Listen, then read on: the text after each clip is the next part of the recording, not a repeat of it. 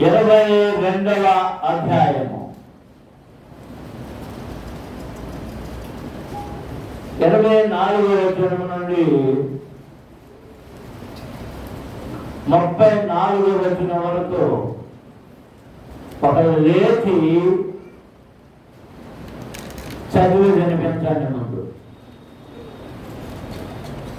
22వ అధ్యాయము 24వ వచనం నుండి 34వ వచనం వరకు రాదు.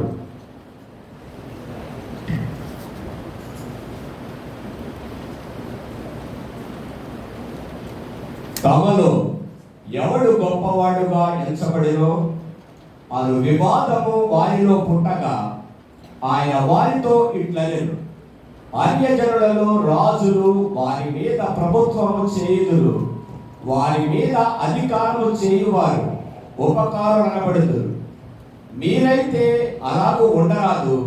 మీలో గొప్పవాడు చిన్నవారి వలెను, అధిపతి పరిచారకుని వలెను ఉండవలెను. గొప్పవాడెవడు? భోజన పంక్తిని కూర్చుండువాడా, పరిచర్య చేయువాడా? పంక్తిని కూర్చుండు వాడే కదా. అయినను నేను మీ మధ్య పరిచర్య చేయవారి వలె ఉన్నాను. నా శోధనలో నాతో కూడా నిలిచి ఉన్నవారు మీరే. కనుక నా తండ్రి నాకు రాజ్యమును నియమించినట్టుగా నా రాజ్యములో నా బల యొక్క అన్నపానమును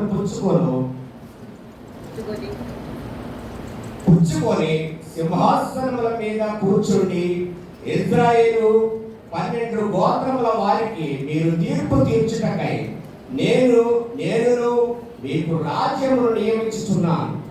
సీమోను, ఇదిగో సాతాను మిమ్మల్ని పట్టి గోధుమల వలె జల్లించుటకు మిమ్మల్ని కోరుకొనెను గాని నీ నమ్మిక తప్పిపోకుండునట్లు నేను నీ కొరకు వేడుకొంటిని. నీ మనసు తిరిగి ఎడల నీ సహోదరులను స్థిరపరచుమని చెప్పాను. అయితే అతడు, ప్రభువా, నీతో కూడా చెరలోనికి మరణమునకు వెళ్ళుటకు సిద్ధముగా ఉన్నానని ఆయనతో అనగా, ఆయన, పేతురు, నీవు నన్ను ఎరుగనని ముమ్మారు చెప్పు వరకు నేడు కోడి కోయదని నీతో చెప్పుచున్నాను.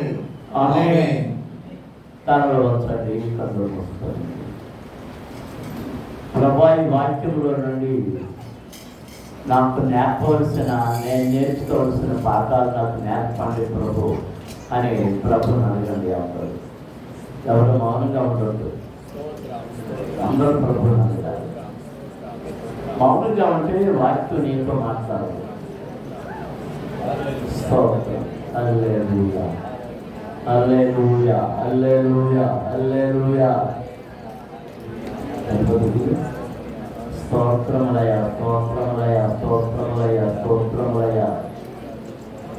పరమ తండ్రి, పరిశుద్ధ ప్రభువా, జీవాధిపతి, మీకు స్తోత్రములు చెల్లిస్తున్నాను. కృప కలిగిన దేవా, మిమ్మల్ని పూజించడానికి, ఆరాధించడానికి ఈ ఆదివారపు దినమును నిర్ణయించుకొని మీ సన్నిధిలోనికి చేరువచ్చాం. పాత్రల ద్వారా, స్థుతుల ద్వారా మిమ్మల్ని మహింపరిచి ఉన్నాం. సాక్ష్యముల ద్వారా కనపరిచి ఉన్నాం. మీ వాక్యమును చదువుటకును దానిని అర్థం చేసుకోవడానికి ప్రయత్నం చేస్తూ మీ సన్నిధిలో నిలిచి ఉన్నాం. చదివిన లేఖన భాగమును మీరు ఆశీర్వదించండి. దానిని మేము ఇప్పుడు ధ్యానం చేస్తుండగా మాకు కావలసిన దానిని నేర్పండి ప్రభు. నీ ప్రజల యొక్క హృదయములలోనికి ఇంకున్నట్లుగా వారి హృదయపు పలకల మీద ఇనుప గంటముగా మీరు వ్రాయమని వేడుకొస్తున్నాం.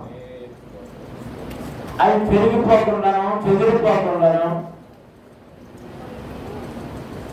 హృదయాల్లో స్థిరపడినట్లుగా మీ వాక్యమును ప్రతి వారి హృదయంలో ఉంచి విరికినిలో మమ్మల్ని అందరినీ దీవించండి. నన్ను స్వాధీనపరచుకోవాలి. నా ఆలోచన, నా ఉద్దేశాలు ప్రక్కన పెట్టి నన్ను మీ నోటికి బోరగా వాడుకోవమని, నాలో నుండి మీ స్వరాన్ని వినిపించి నీ ప్రజలతో మీరు మాట్లాడమని యేసు నామమున అడుగుతున్నాము తండ్రి. ఆమేన్. దేవునికి స్తోత్రం. హల్లెలూయా, హల్లెలూయా. ప్రియమైన దేవుని పిల్లలారా, దేవుని జనాంగమా, ప్రభు పట్టబడే ముందు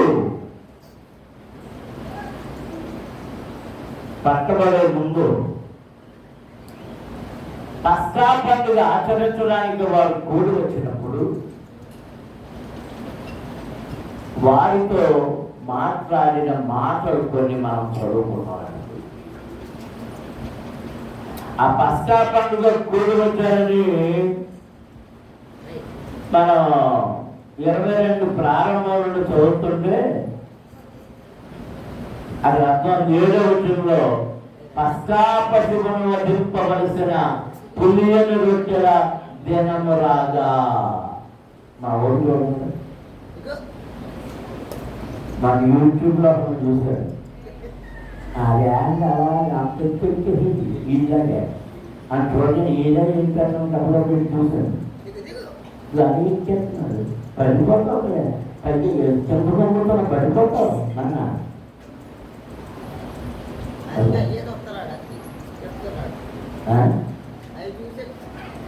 ఇదిగో ఇదిగో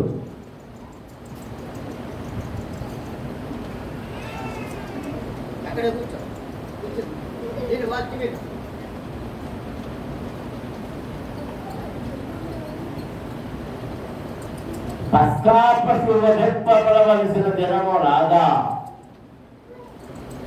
దానిని వధించారు. ఆ భుజిస్తున్నప్పుడు ఈ అధ్యాయం మీరు ఇంటికి వెళ్ళాక మళ్ళీ మళ్ళీ మళ్ళీ చదువుకుంటే మీకు నేను చెప్పేది మాకు సరిగ్గా అర్థం అవుతుంది. అప్పుడే రొట్టెను విరిచి, ఇది నా శరీరము, ఇది నా రక్తము, ఇది క్రొత్త నిబంధన అంటూ ఆయన దాన్ని ఇచ్చిన భాగాన్ని మనం ఈ అధ్యాయంలో చూస్తూ ఉన్నాం. ఇదంతా అయిన తర్వాత ఆ రొట్టె తినేసి ఆ ద్రాక్ష రసం తాగేసి, చూడండి ఆయన 14వ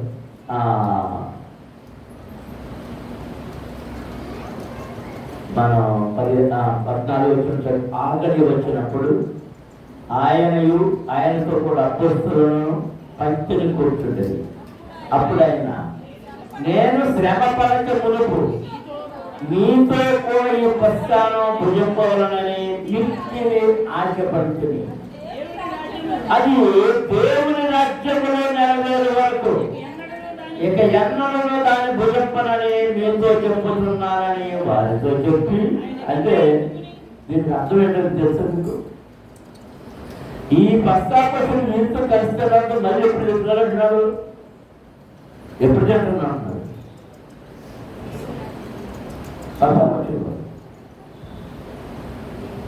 ఎప్పుడు 16 అన్నమాట. మళ్ళీ ఎప్పుడు చెప్పారు? దేవుని రాజ్యంలో నెరవేరు వరకు. ప్రకటనలో ఏమంటున్నాడు? నీ హృదయ వాక్యం దగ్గర నేను నిలబడి తప్పించున్నాను. ఎవడైనాను నా స్వరమును విని తలుపు తీసివేయనా, నేను వచ్చి వానిపై నేనును నాతో కూడా అతను ఏం చేస్తాం? చేస్తాం. ఇది ఎక్కడ జరగబోతుంది? మళ్ళీ దేవుని రాజ్యములో. ఎప్పటి వరకు మీకు కలిసి భుజంపడం? ఇంకా ఏమి భుజంపడం? పస్కా పశువులు, పస్కా పండుగ రొట్టె, పులియని రొట్టె ఎప్పటి వరకు తింటాక? శ్రమ పడుకున్నప్పుడు మీతో భుజించాలని కోరుకున్నాను, అది అయిపోయింది. అది దేవుని రాజ్యములో నెరవేరు వరకు ఇక ఎన్నడూ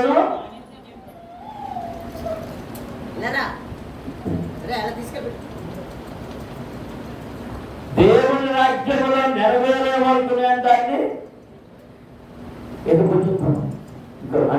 ఇక్కడ ఉండడం. అది భుజించాలంటే ఇక్కడ ఉండాలి, మళ్ళీ సంవత్సరం వరకు ఉండాలి. ఇంకా భుజించడం మళ్ళీ ఎప్పుడు భుజిస్తారు? దేవుని రాజ్యంలో. దేవునికి స్తోత్రం అని చెప్పి ఆయన చుట్టూ ఎత్తుకొని కృతజ్ఞతాస్తుతులు చెల్లించి, మీరు దీనిని తీసుకొని మీలో పంచుకోండి, ఇక మీద దేవుని రాజ్యం వచ్చే వరకు నేను ద్రాక్షారసము త్రాగనని మీతో చెప్పుతున్నాను. పిమ్మట ఆయన ఒక వ్యక్తి పట్టుకొని కృతజ్ఞతాస్తుతులు చెల్లించి దాన్ని విరిచి వారికి ఇచ్చి, ఇది మీ కొరకు ఇవ్వబడుతున్న నా శరీరము, నన్ను జ్ఞాపకం చేసుకున్నట్టు దేనిని చేయుడని చెప్పాను. ఎందుకు చేయాలట? ఇక్కడ ఈ రొట్టె విరకడం గురించి మళ్ళీ వివాదం ప్రారంభమైంది. ఆయన ఎప్పుడు విరిచాడు? ఈ రొట్టె పస్కా పండుగ అంటే సంవత్సరానికి ఒక్కసారి.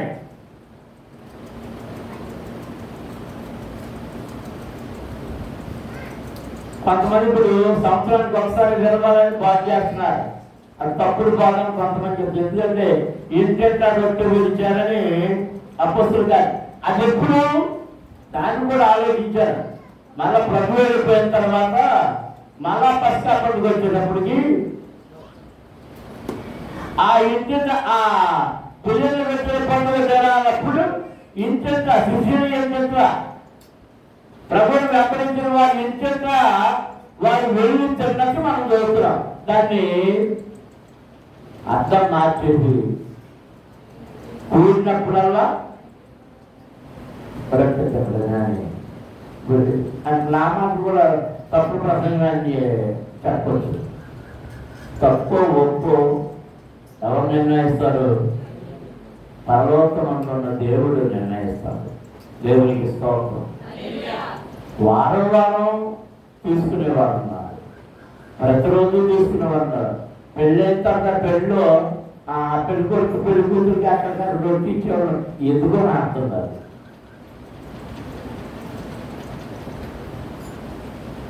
అది ఏరంటే పస్కా పొలియని రొట్టెల పండుగ. ఇది నా శరీరం అనేది దీనిని చేయుడి. మళ్ళీ ఏమంటున్నాడు? ఆ ప్రకారమే భోజనమైన తర్వాత ఆయన గిన్నె పట్టుకొని, ఈ గిన్నె నీ కొరకు చిందింపబడుతున్న నా రక్తము వలనైన క్రొత్త నిబంధన. నేను చిందించబోతున్నాను కదా, రేపటి రోజుగా రేపేళ్ళలో చిందించబోతున్నాను ఈ రక్తం.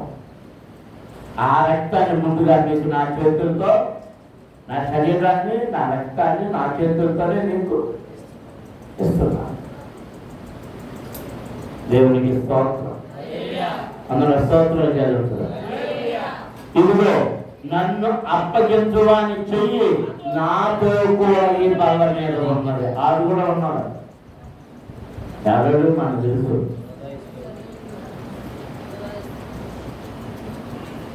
సరే, ఇవన్నీ అయిన తర్వాత రొట్టెలు అన్ని తిన్న తర్వాత ఇక్కడ మాట్లాడుకుంటున్నారు. శిష్యులు అందరూ మాట్లాడుకుంటారు.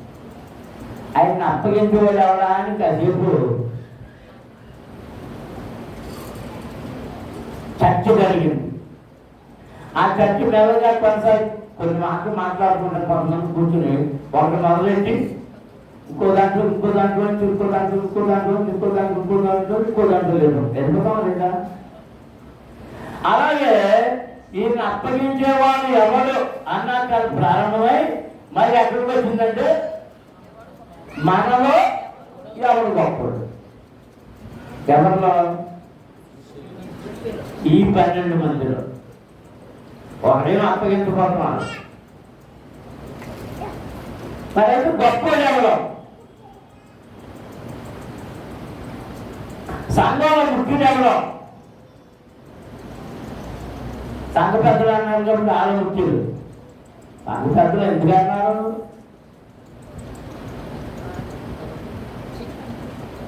కాస్తంతా పెద్దలతో వహించి అందరినీ సంఘ పెద్ద అంటే అర్థం ఏంటి చెప్పనా? వింటున్నారా? వెనకాలన్న వాళ్ళు స్త్రీల్లో కూడా ఈ సంఘ పెద్దలు లిస్టు కూడా, స్త్రీల లిస్టు కూడా ఉన్నారు. సంఘ పెద్ద అంటే ఏంటి తెలుసా? పొలికత్త.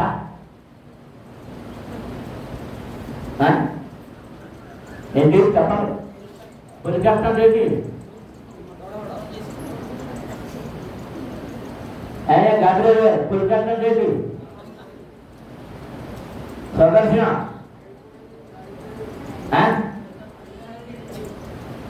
పొలికత్త ఎలా తయారు చేసేవాళ్ళు వరకు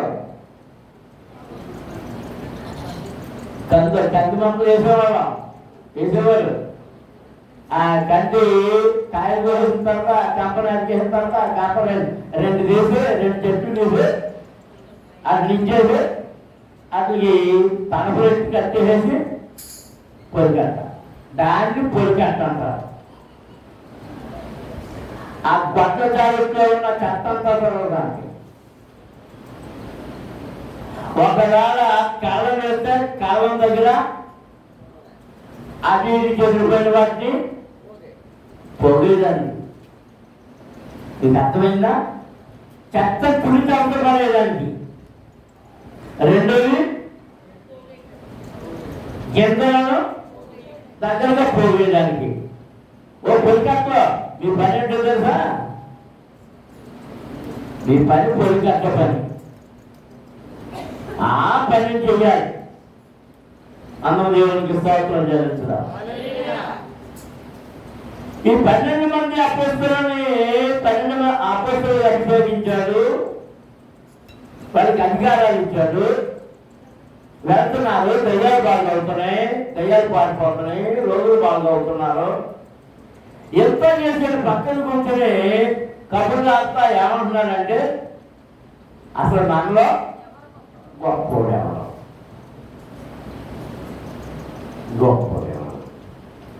ప్రభు ఇవన్నీ వింటున్నారు.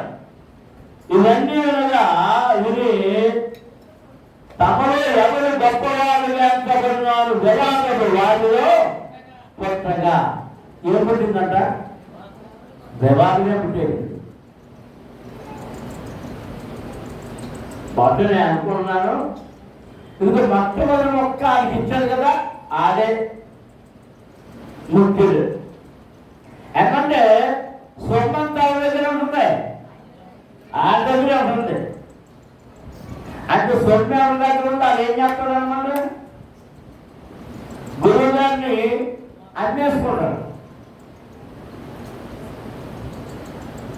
రైతులమ్మా గురువు గారిని ఏం చేస్తాడు? అన్వేసుకుంటాడు. కానీ వీళ్ళే గొప్పడు అనుకున్నారు. ఇంకోటి కాదు, ప్రభువు వెంపును ఆనుకుంటున్నారు. అసలు ఎవడు? యోహాను.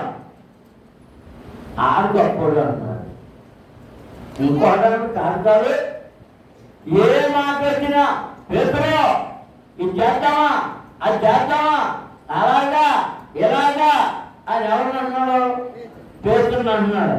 కనుక పేతురు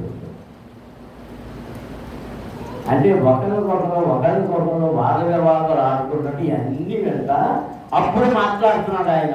ఏమని? ఆయన వారితో ఇచ్చాను, అన్య జనములలో రాజులు వారి మీద ప్రభుత్వము చేయుదురు, వారి మీద విచారము చేయు వారు ఒక్కొక్కరు అనబడుతున్నారు. మీరైతే ఆరాధు ఉండరాదు, మీరు గొప్పవారు చిన్నవారి వలెను, అధిపతి పరిచారకుని వలెను ఉండవలెను. దేవునికి స్తోత్రం. హల్లెలూయా. మధ్యమార్పు వచ్చేస్తుంది. ఇంత చెప్పాలనుకున్నాను, మర్చిపోయినప్పుడు సడన్గా గుర్తొచ్చింది ఒక ప్రార్థన విజ్ఞప్తి. మన తాళపూడి క్రిస్టఫర్ గారి అబ్బాయి, అంటే సుజాతుడు తమ్ముడు మోదెస్ జ్వరం వచ్చి ప్లేట్లెట్స్ పడిపోయినాయి అంట. నేను మెసేజ్ పెట్టారు. రాయమండ్రి పావన హాస్పిటల్లో ఉన్నాడంట. ఆయన కొరకు ప్రార్థన చేయండి అంటే డెంగీ ఫీవర్ వచ్చిందన్నమాట. ప్లేట్లెట్స్ పడిపోతున్నాయి, డెంగీ ఫీవర్. ఆ డెంగీ ఫీవర్ ఎవరికి వస్తుందంటే దోమలు గుర్తు వస్తుంది. మరి మోజెస్ కొరకు ప్రార్థన చేయండి. త్వరగా స్వస్థపడి ఆ జ్వరం అది తగ్గిపోతుంది. కానీ ముందు జ్వరం తగ్గాలి. ఎలాంటి జ్వరాలు ఎవరికి వచ్చిన వెంటనే మీరు నీళ్ళు ఎక్కువ తాగాలి, ద్రవ పదార్థాలు ఎక్కువ తాగాలి. ద్రవ పదార్థాలు ఎక్కువ తాగుతుంటే ఆ ప్లేట్లెట్స్ పెరుగుతాయి. మరి ఆయన వరకు ప్రార్థన చేయండి. Moses, Kauluru Moses.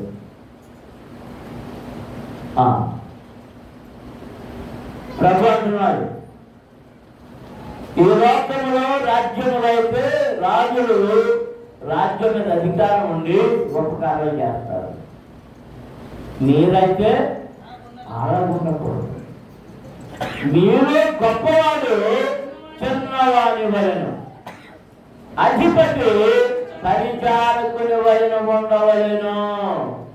దేవునికి స్తోత్రం. హల్లెలూయా, హల్లెలూయా, హల్లెలూయా, హల్లెలూయా.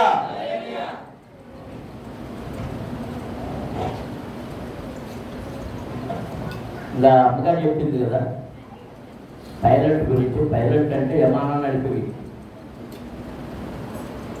విమానంలో బోర్డులు అంతమంది ఉద్యోగస్తులు ఉంటారు. మంచినీళ్ళు అందించేవాళ్ళు, కాఫీ టిఫిన్లు అందించేవాళ్ళు, భోజనాలు పెట్టేవాళ్ళు, వాళ్ళు ఎయిర్ హోస్టెస్ ఉంటారు. ఇంజనీర్లు ఉంటారు, అదే ఇద్దరు ఉంటారు. పైలట్, కో పైలట్, ఆయన సహాయకులు. ఆ పైలట్కి లక్షల మీద ఉంటుంది జీతం.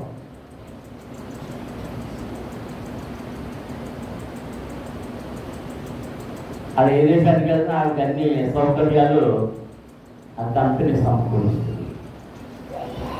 మరి ఆమె పైలట్ ఉద్యోగం చేస్తుందంటే చాలా ధనవంతురాలుగా మారిపోయాడు. ఎయిర్ హోస్టెస్ లేదు, పైలట్ లేదు. మా దాడి పైలటే చదువుతానన్నాడు. ఆడు చేసినంటే పైలట్ చేస్తే పైలట్ అయితే అన్ని దేశాలు తిరిగేచ్చు అని అనుకున్నట్టున్నాడు. ఆ పైలట్ అంటే నాకు భయం. ఎందుకంటే శిక్షణ విమానాలు రకరకాల అవసరం చూసి పైలట్ మాత్రం చదివినాను కుదరదని నేనే అడ్డం పెట్టాను. అయితే గ్రౌండ్ ఇంజనీర్గా చదువుతాను అన్నాడు. నా చదువుకు నేను గాలిలో లేచేటప్పుడు, ఎగిరేటప్పుడు, దిగేటప్పుడు ఇంకెవరు అనుమతం రాలే, దేవుడే, గ్యారంటీ లేదు. గ్రౌండ్ ఇంజనీర్ అనుకోండి,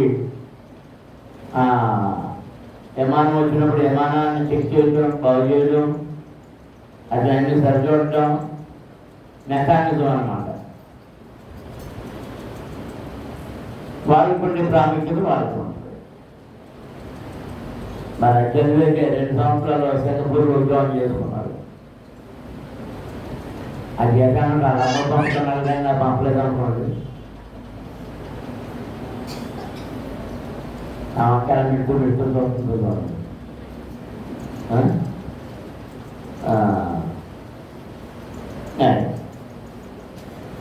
మరి పైలట్ గురించి చెప్పింది. కానీ చెన్నైలోనే ఒక సంఘంలో ఒక సాక్ష్యం.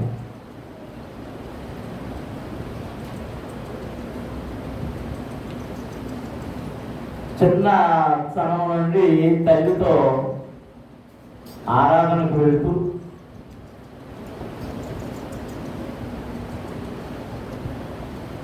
తండ్రి లేడు,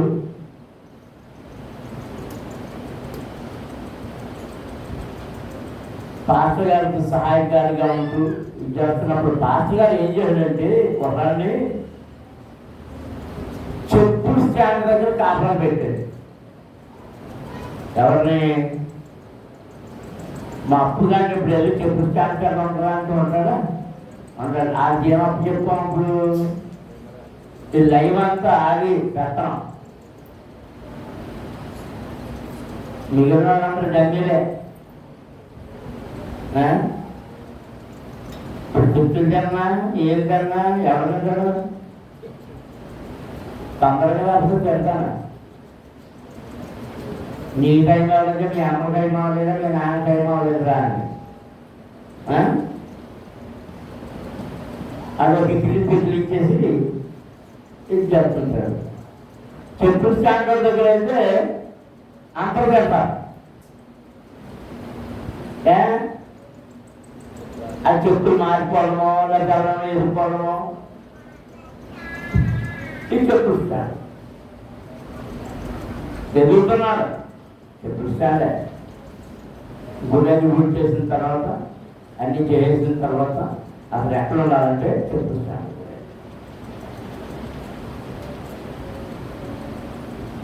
అలా చదువు నిమిత్తం అలాగే అయిపోయాడు.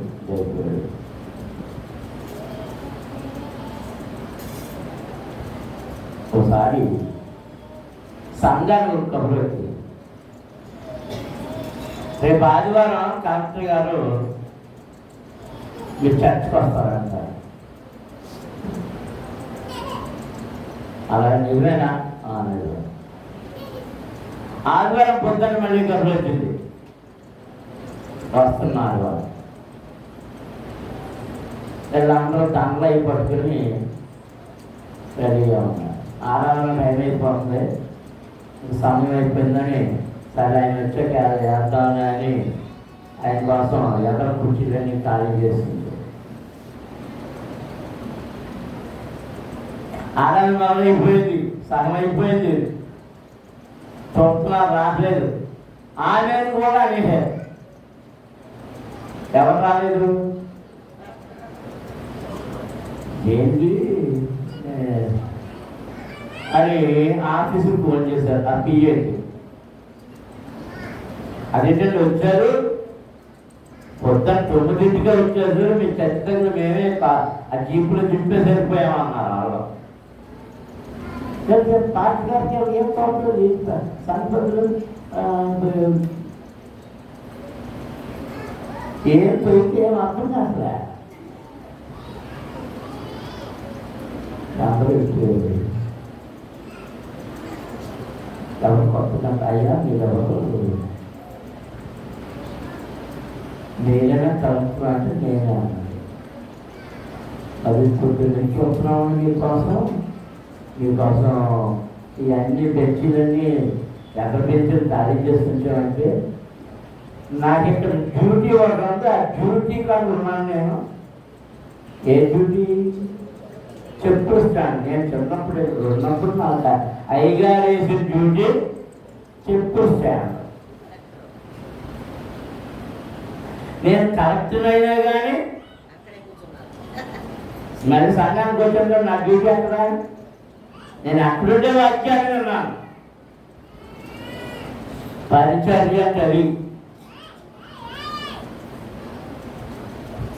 కొంచెం అంటే 100 రూపాయల చీరల నుంచి 200 రూపాయల చీరలు వెళ్ళేటప్పటికీ మన పక్కన మారిపోతాయి. 500 చీరలు వెళ్ళేటప్పుడు ఇంకొంచెం మారిపోతుంది. 1000 రూపాయల చీరలు వెళ్ళేటప్పటికి అదే 5000 చీరలు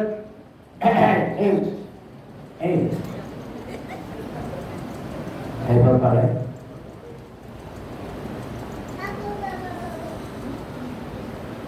జిల్లాని శాసించే స్థాయిలో ఉన్నా కానీ దేనికడికి వెళ్ళిపోయినా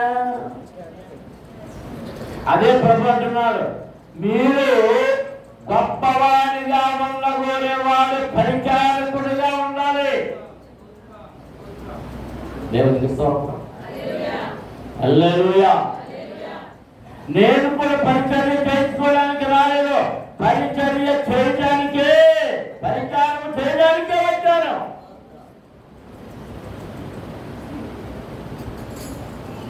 మాటలు సంతోషించేవారు స్తోత్రాలు చెల్లించండి. హల్లెలూయా, హల్లెలూయా, హల్లెలూయా. ఎదటి వాడు వేసుకున్న బట్టలకి గౌరవం ఇవ్వద్దు, పదవులకి వాటికి కాదు గౌరవం ఇవ్వాల్సిందే. వాటి హృదయము దేవునికి ఇష్టమైనదా ఇష్టమైనదా దానిని బట్టి నీవు గౌరవం ఇవ్వాలి. దేవునికి స్తోత్రం. అంతరంగములను పరిశీలించేవాడు నీ అంతరంగమును పరిశీలించి ఆయనకు అనుకూలమైందైతే, ఆయనకి ఇష్టమైందైతే వారి ఎడల ఆయన ప్రీతి కలిగిన వాడిగా ఉంటున్నాడు. నీవు దేవునికి ప్రీతిగా ఉండగోరుతున్నావా? అయితే తగ్గింపు మనస్తత్వము కలిగి ఉండాలి, తగ్గించుకోవాలి, నిన్ను నీవు తగ్గించుకోవాలి. అందరం చేతులెత్తి దేవునికి స్తోత్రం. హల్లెలూయా, హల్లెలూయా, హల్లెలూయా, హల్లెలూయా. మన అమ్మగారు వచ్చిందా? వచ్చిందా? అప్పుడప్పుడు ఎవరైనా అయ్యగారులు వచ్చినప్పుడు అలా ఖాళీలు ఇచ్చేటప్పుడు ఎవడండి మా గ్రామ సర్పంచ్ అండి అని చెప్పేవాడిని. అది టీతో కాఫీ తాగి మానేసి కట్టెక్కిపోతుంది. ఏం చేస్తుందో కొంచెం ఎవడేం చేస్తుంది, ఆ కాఫీలు పెడతాం, అది భోజనాలు కూడా పెడతాం. ఇవన్నీ అది అర్థమయ్యేది కాదు.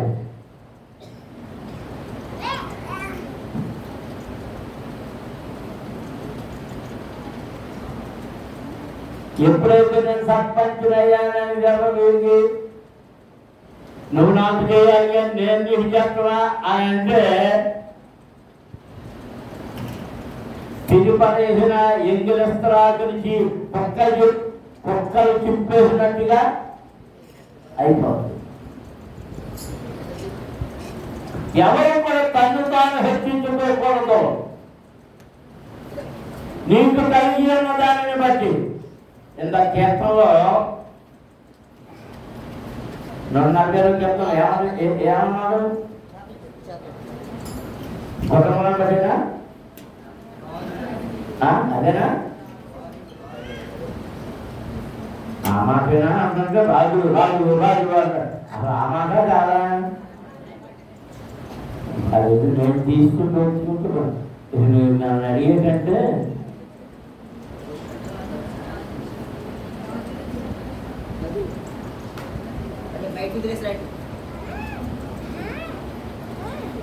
రాజుల చేతనైనను నరుల చేతనైనను రక్షణ కలుగదు, వారిని నమ్ముకొనకుడి. ఎవరిని నమ్ముకోకూడదు? రాజులను నమ్ముతున్నావు, నరులను నమ్ముతున్నావు, పెద్దలను నమ్ముతున్నావు. ఎవరో ఆళ్ళందు ఏళ్ళందు అని నమ్ముతున్నావు. ఆ ఎండ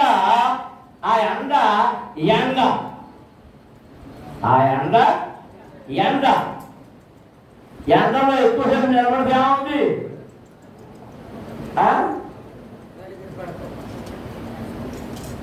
ఎండ బాగుంది కదా అని నువ్వేదో ఆరబోసావు. 4 గంటలకి ఎండమైపోయింది.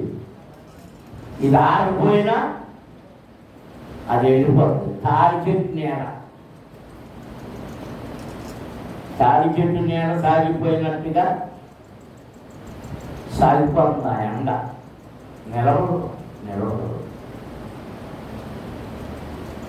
దేన్ని చూసి మనం గర్వించకూడదు. వాటి వలన మనకు ప్రయోజనం ఉండదు. ప్రభు అంటున్నాడు, మీరైతే అలాగే ఉండరాదు, మీరే గొప్పవాడు చిన్నవాడి వలెను, అధిపతి పరిచారకుల వలన ఉండవలను. గొప్పవాడు భోజన పత్తిని కూర్చుండువాడా, పరిచర్య చేయువాడా. ఎవరు గొప్పడు? టేబుల్ దగ్గర కూర్చుని తినేవాడా, వడ్డించేవాడా? కూర్చున్నవాడే.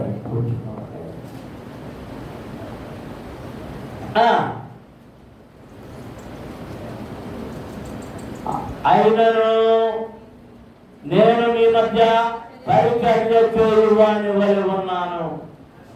నా శోధనలలో నాతో కూడా నిలిచి ఉన్నవారు మీరే గనుక నా తండ్రి నాకు రాజ్యమును నియమించినట్టుగా నా రాజ్యములో నా ధర్మ యొక్క అన్నపానములు పుచ్చుకొని సింహాసనముల మీద కూర్చుండి ఇశ్రాయేలు 12 గోత్రముల వారికి మీరు తీర్పు తీర్చుటకై నేను మీకు రాజ్యమును నియమించుతున్నాను. దేవునికి స్తోత్రం. అందరూ స్తోత్రం జరుగుతుందా? హల్లెలూయా, హల్లెలూయా, హల్లెలూయా, హల్లెలూయా. ఆ రాజ్యము లోక రాజ్యము, భూలోక రాజ్యము నా రాజ్యమైతే పరలోక రాజ్యము దేవుని రాజ్యము. ఆ రాజ్యము ప్రత్యేకమైన రాజ్యము. ఆ రాజ్యము అధిపతులు మీరే. మీ 12 మంది 12 గోత్రముల వారికి తీర్పులు తీర్చుటకై మీకు సింహాసనములు సిద్ధపరచబడి ఉన్నవి. దేవునికి స్తోత్రం. అందులో స్తోత్రం జరుగుతుందా? హల్లెలూయా, హల్లెలూయా, హల్లెలూయా, హల్లెలూయా. మీరు తక్కువే చేయబడరు. ఈ లోక రాజ్యంలో మీరు తగ్గించబడి ఉంటే నా రాజ్యంలో మీరు గొప్పవారిగా ఎంచబడతారు. మీరు వెలుగుతూనే ఉంటారు, ప్రకాశిస్తూనే ఉంటారు. దేవునికి స్తోత్రం. ఇప్పుడు అంటున్నాడు, సీమోను సీమోను, ఇదిగో సాతాను మిమ్మును పట్టి గోధుమల వలె జయించుటకు మిమ్మును కోరుకొనెను. సైతాన్ గారు ఏం చేస్తానికి కోరుకుంటున్నాడంట? మిమ్మల్ని జల్లెడ బట్టి శోధించాలని కోరుకుంటున్నాడు. ఎవరో? సాతాను. ఇక్కడ ఒక్క కొద్ది నిమిషాలు మనం అసువార్తలో చదువుతున్నప్పుడు అక్కడ ఏం రాయబడింది? దేవుని రాజ్యం వచ్చింది, ఆయన చేతిలో ఆయన చేత ఉన్నది, ఆయన కృపారా పట్టుకున్నాడు, ఎగరవేస్తా ఉన్నాడు. ఎగరవేసినప్పుడు ఏమవుతుంది? గింజలన్నీ ఒకరికి వస్తే పొట్టంతా ఎంత పడేస్తున్నాడు? అగ్గిలో పడేస్తున్నాడు. ఈ గింజలన్నీ ఏం చేయబడుతున్నాయి? రాశిగా సమకూర్చబడి పుట్టలో చేర్చబడుతున్నాయి. దేవునికి స్తోత్రం. హల్లెలూయా, హల్లెలూయా. దేవుడే మరి ఆమోసు గ్రంథం చూడండి ఒకసారి. ఆమోసు గ్రంథంలో 9వ అధ్యాయం 9వ వచనం.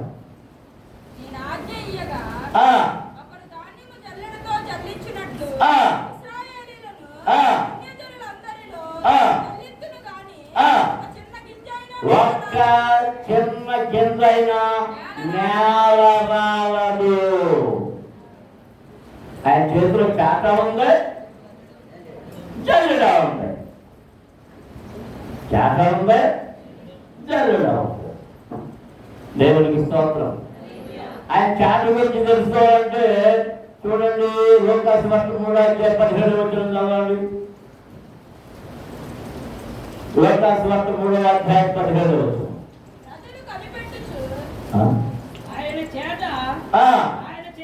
నువ్వేం చదువుతున్నావు? ప్రభుత్వం ఎంత అనుకున్నారమ్మా? ఎవరు చదివినా? లోకాయనా? 3 ఎన్నో అవుతున్నావు చదివింది? నేను 17 నా నాలుక మరి కొంచెం ఇబ్బందిగా ఉంది. 17 ఆయన చేత ఆయన చేతిలో ఉన్నది. ఆయన తన కళ్ళను బాగుగా శుభ్రం చేసి తన కొట్టులో గోధుమలు వేసి ఆరణ్యతో పొట్టు కాల్చి వేయను అని అందరితో చెప్పాను. దేవునికి స్తోత్రం. అన్న స్తోత్రం చేస్తున్నా. హల్లెలూయా, హల్లెలూయా, హల్లెలూయా. ఆయన దగ్గర చాలుడా. ఇప్పుడు ఆయన హెచ్చరిక చేస్తున్నాడు సీమోనుతో. సీమోను, సీమోను,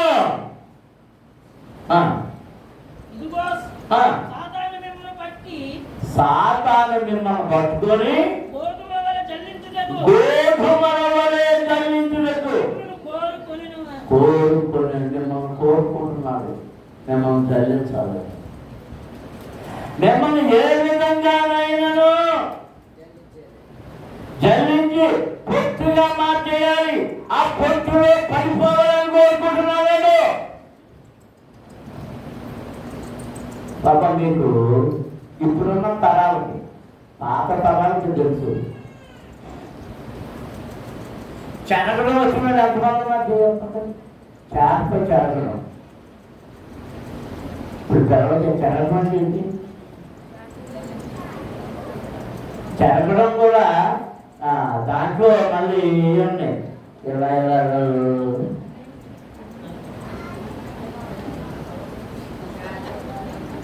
రానోళ్ళు ఉంటారు తప్ప ఇది రాదు. కొంతమంది బిజీ వచ్చి కానీ ఇది రాదు.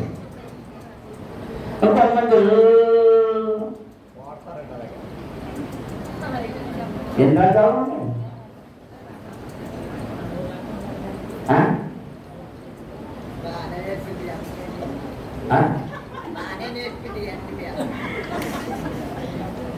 మా అమ్మని ఎప్పుడు నేను చూశాను. స్త్రీలు అన్నీ చేయడం చూశాను.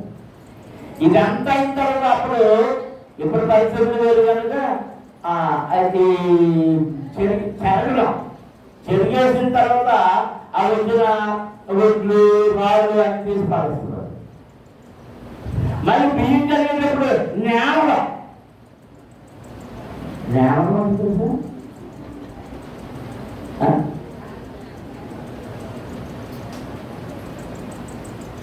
ఆఖరి మళ్ళీ బియ్యం నేవడం. ఆ నేవినప్పుడు మళ్ళీ ఈ చెరిగినప్పుడు మిగిలిపోయిన రాళ్ళు ఏమంటే సైతాన్ని మేము జల్లుని జల్లించినట్టుగా జల్లించాలని చూస్తున్నాడు. మిమ్మల్ని భక్తులు ఏదైనా సరే జల్లు చేస్తాడు. ఆయన వెంబడించిన వాళ్ళు జల్లని చేస్తున్నాడు. ఎందుకంటే వాళ్ళు ఏదో ఒక్క ప్రజలు ఎక్కడికి నడిపించాలని అగ్నిలోనికి, ఆరని అగ్నిలోనికి. దేవునికి స్తోత్రం. హల్లెలూయా. వారు కోరుకుంటున్నాడు. సీమోను, సీమోను, ఇదిగో సాతాను మిమ్మల్ని బట్టి గోధుమల వలె జల్లించుటకు మిమ్మల్ని కోరుకొనెను. కానీ నీ నన్ను తప్పిపోకుండానట్లు నేను నీ కొరకు వేడుకొచ్చిని. నేను నీ కొరకు వేడుకొచ్చిని. ఎవరిని? పరలోకమందున్న తండ్రిని. దేవునికి స్తోత్రం. తండ్రి, ఇదిగో వాడు జల్లిస్తే, సాతానుడు జల్లిస్తే ఏ పొరపాటులో నీవు సీమోన్ని నీ గురించే వేడుకున్నాను. బలాయి అన్నాడు. ఆ కింద మనం చదివితే అదే మరణం వరకు నేను నిన్ను విడిచిపెట్టనయ్యా అంటే అన్నాడు. ఒరే ఈ మాటలు మానే కాసేపట్లో నువ్వు కోడి కుయ్యక ముందు 3 సార్లు నువ్వు నన్ను అడగమంటావు. జల్లించమంటది. ఇప్పుడు ఎవరన్నా వచ్చి అక్కడ ఇవాళ ఎంఆర్ఓ గారు అక్కడ నిలబడి పేరు రాసుకుంటాడంట. అంటే ఇవాళ గుళ్ళు ఎవరైనా కనబడతారా? రాజు నువ్వు కనబడరా? ఏమన్నా అనుమానమే.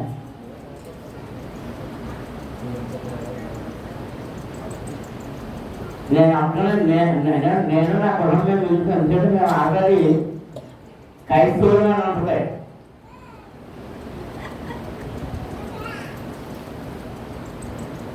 జల్లెడ పడుతున్నారు. జల్లెడ అంటే శ్రమ. ఊరికి తిరుగుతూ ఉంటారు, ఎగరేస్తూ ఉంటారు. కదిలిపోతూ ఉంటుంది. మన పునాదులు కదిలిపోతూ ఉంటాయి. మన హృదయాలు కలవరం చేస్తుంటాయి. అందుకే మీ హృదయంలో కలవర పడనీయకుడి ప్రభు ముందుగానే హెచ్చరించారు. మీ హృదయాలు కలవరం. ఇవన్నీ జరిగినప్పుడు, ఇవన్నీ సాధనలో వచ్చినప్పుడు, ఇవన్నీ విన్నప్పుడు మీ హృదయంలోనూ కలవర పడనీయకుడి. మన వారంలో, ఈ గత వారంలో 2-3 రోజుల్లో భయంకరమైన భూకంపాలు. వెనుజులాలో కొన్ని వేల మంది చనిపోయారు.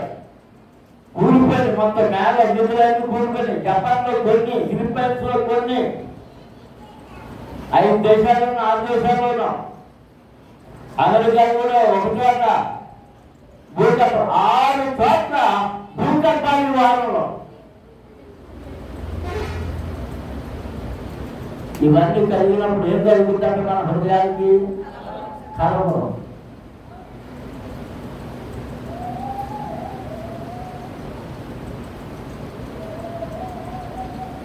కరువు రణము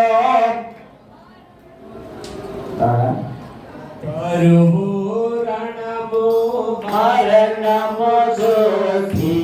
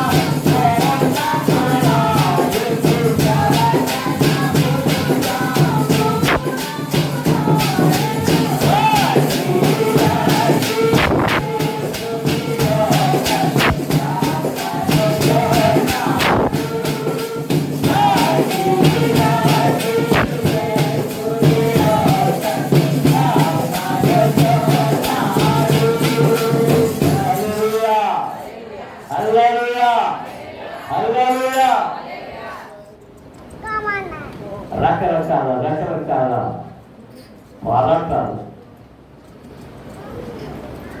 ఇంట్లో పోరాటం, ఊరిలో పోరాటం, మనసులో పోరాటం, చుట్టూ పోరాటం, పేటలో పోరాటం, వీధిలో పోరాటం, ఊళ్ళో పోరాటం. ఎక్కడ చూసినా పోరాటముతో నిన్ను సాధారణుడు చల్లడపడుతున్నాడు. నీ హృదయమును కలవర పడనీయొద్దు. ఎందుకంటే ప్రభువు నీ కొరకు తండ్రి దగ్గర వేడుకుంటున్నాడు. దేవునికి స్తోత్రం. హల్లెలూయా, హల్లెలూయా. నేను బలహీనతలో ఉండి నన్ను బలహీనత కలిగి ఉన్నానయ్యా, నా విశ్వాసం తప్పిపోతుందని వేడుస్తూ ఉంటే నీ పక్షమున, నీ తరపున తండ్రి దగ్గర ఆయన కోరుకుంటున్నాను. దేవునికి స్తోత్రం. హల్లెలూయా. నాకు శ్రావణి మెసేజ్ పెట్టి పడిపోతాం కానీ నేను ప్రసంగం చేస్తూ మన జీవంతో కలిసి వస్తుందా?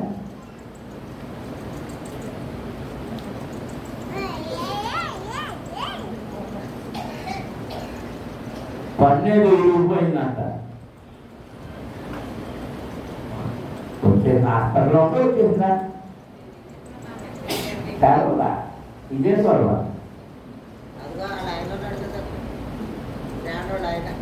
ఆ నిద్రపోయేమో ఉన్నాడా వెళ్ళిపోయా.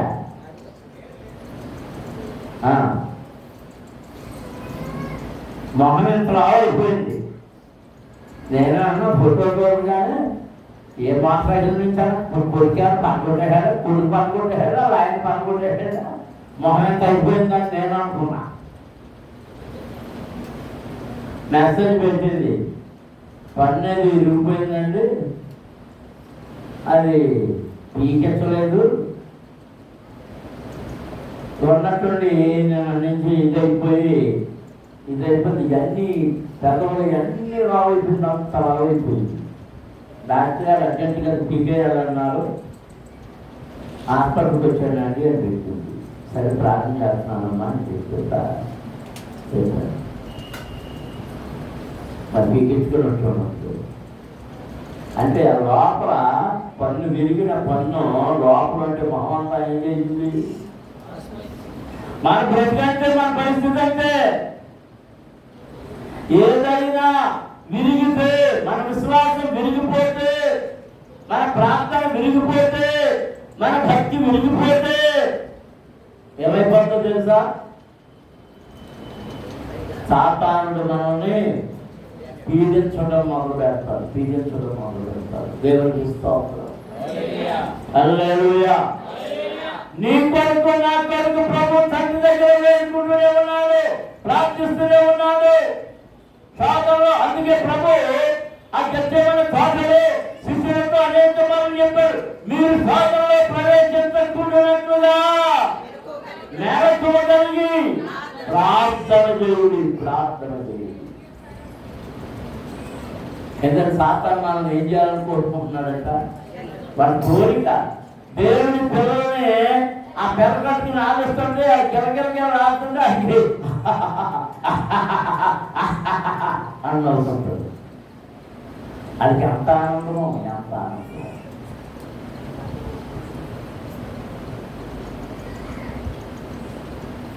నువ్వు ఆదివారం పారాయణకు రాకుండా ఉండాలని కోరుకుంటాడు.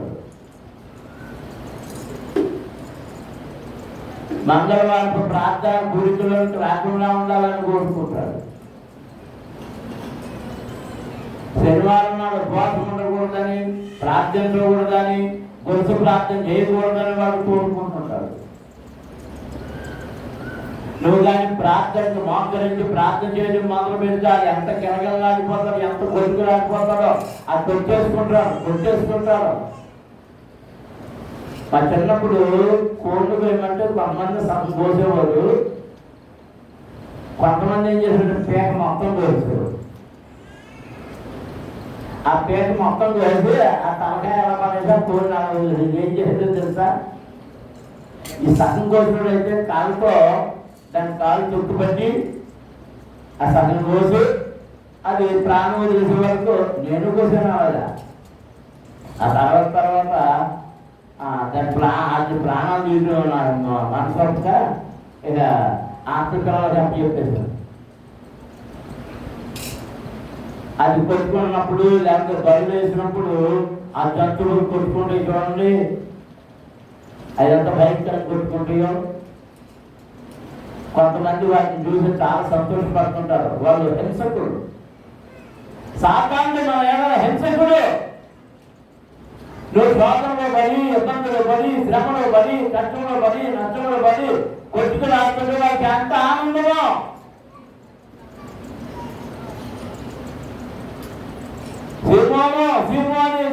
సీమోని పేరు కాదు, ఈ మధ్య సభ్యులు నిన్ను పిలుస్తున్నాడు ఈ పేరు పెట్టి. ప్రిస్కెల్లాని పిలుస్తున్నాడు, రేచలని పిలుస్తున్నాడు, లక్ష్మమ్మ అని పిలుస్తున్నాడు, మేరమ్మ నిన్ను పిలుస్తున్నాడు, ధర్మదాత నిన్ను పిలుస్తున్నాడు, విజయమ్మ అని నిన్ను పిలుస్తున్నాడు. అందరిని పిలుస్తున్నాడు ప్రభు. పేరు పెట్టి చెప్తున్నాను. నీ పేరు పెట్టి అని ఏం చెప్తున్నాడు తెలుసా? సాతాను ఏం కోరుకుంటున్నాడంట? ఇదిగో సాతాను నిన్ను పట్టి గోధుమలే జల్లించినట్టు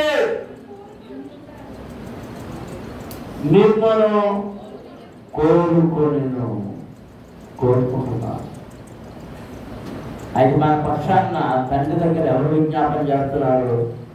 మన రక్షకుడు, మన ప్రభువు, మన విమోచకుడు తండ్రి దగ్గర ప్రార్థన చేస్తున్నాడు. ఎందుకంటే నీ నమ్మిక తప్పుకోకూడదు, నీ భక్తి తప్పుకోకూడదు, నీ విశ్వాసం తప్పుకోకూడదు, నువ్వు పడిపోకూడదు, నువ్వు చనిపోకూడదు, నువ్వు ప్రభువుని కొరకు కాచిన రక్తపు విలువ నాశనమైపోకూడదు, అది నేలపాలైపోకూడదని ప్రభు సాతానుతో సహకరిస్తే వారితో నీ ప్రయాణం. నీ ప్రయాణం సాతానుతోనా దేవునితోనా? మోకరించండి, మోకరించండి. మన ప్రయాణం ఎవరితో? మనము ప్రభుత్వ ప్రయాణాన్ని మానుకోవాలని సాతాను కోరుకుంటున్నాడు. నీ ప్రయాణం ప్రభుత్వం సాగిస్తావా, లేక సాతానుడు ప్రక్కకెళ్ళిపోతావా? నువ్వేం కోరుకుంటున్నావు? ఏం కోరుకుంటున్నావు? సాతానుడు అనేక ఆటంకాలతో నిన్ను లొంగవేసుకోవడానికి కల్పిస్తున్నాడు. వాటిని చూసి భయపడుతున్నావా? వాటిని చూసి నువ్వు కంగారు పడుతున్నావా? కానీ ప్రభు నీ నిమిత్తం తండ్రి దగ్గర విజ్ఞాపన చేస్తున్నాడని గుర్తుపెట్టుకో.